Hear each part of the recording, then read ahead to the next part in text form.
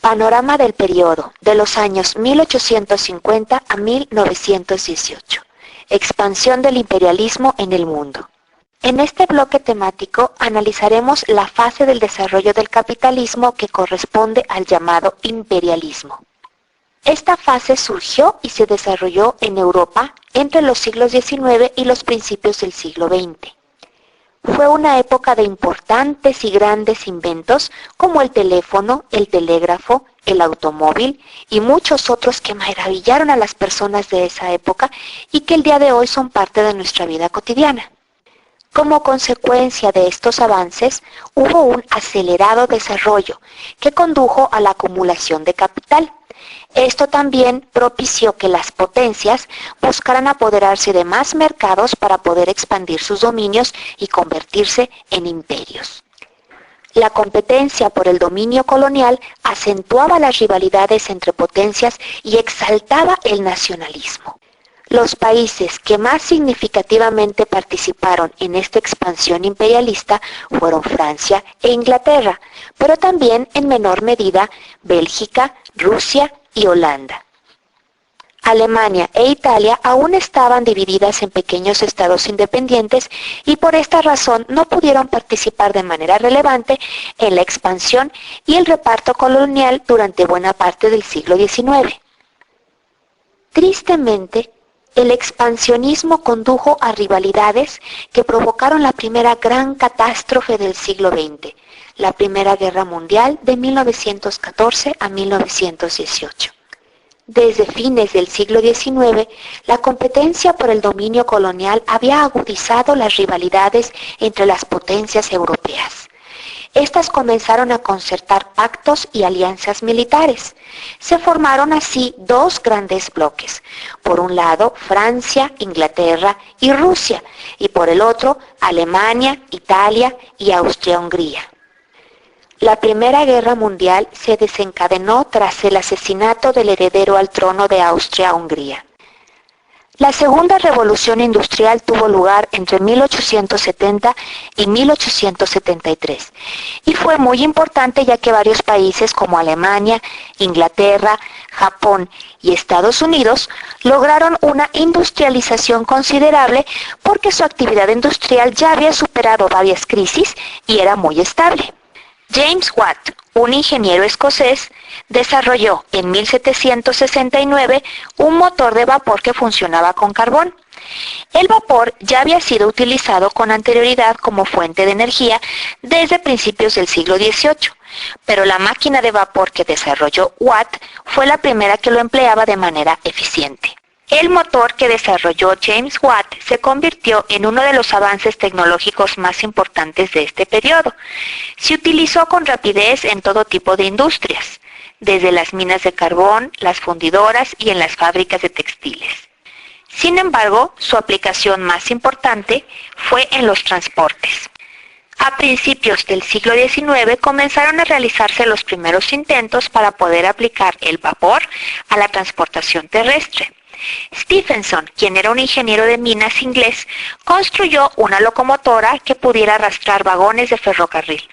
En 1807, Robert Fulton, un ingeniero de origen estadounidense, empleó el vapor como medio de propulsión para las embarcaciones. Los primeros barcos de este tipo navegaban solamente por canales y por ríos. En 1816, un barco de vapor cruzó por primera vez el Canal de la Mancha, que es el que separa Gran Bretaña de la parte continental de Europa. 3 años más tarde, un buque de vapor realizó por primera vez un viaje entre América y Europa. A partir de 1870, la gran mayoría de los barcos que navegaban en los ríos, los mares y los canales eran de vapor. Otra fuente de energía interesante era la electricidad. Alrededor de 1800, un físico italiano llamado Alejandro Volta inventó la primera batería eléctrica.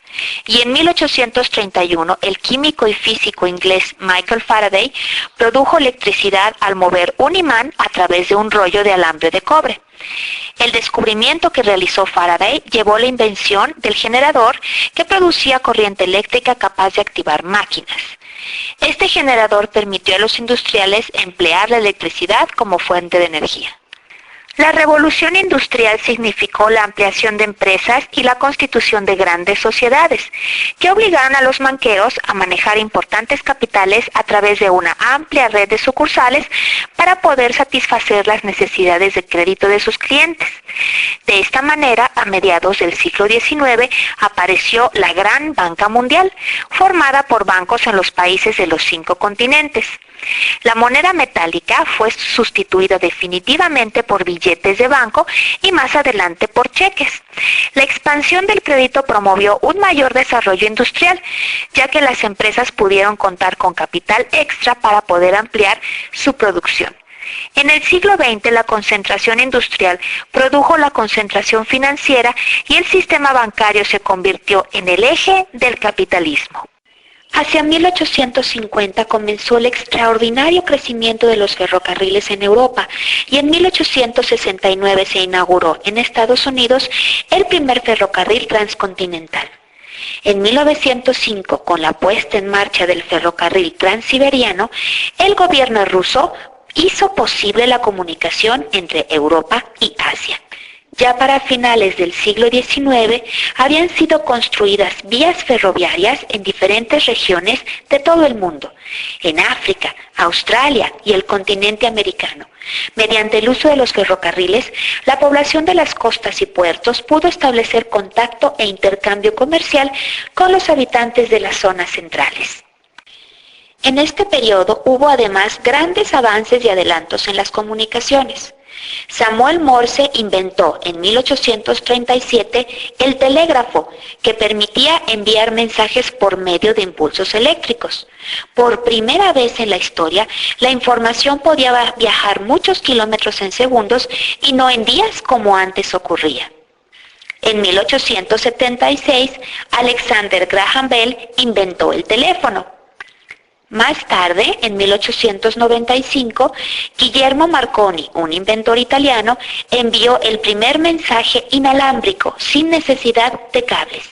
Los aparatos de radio, a diferencia del telégrafo, no necesitaban cables porque empleaban ondas electromagnéticas para transmitir la información. En 1869 se abrió el Canal de Suez, que revolucionó la navegación mundial.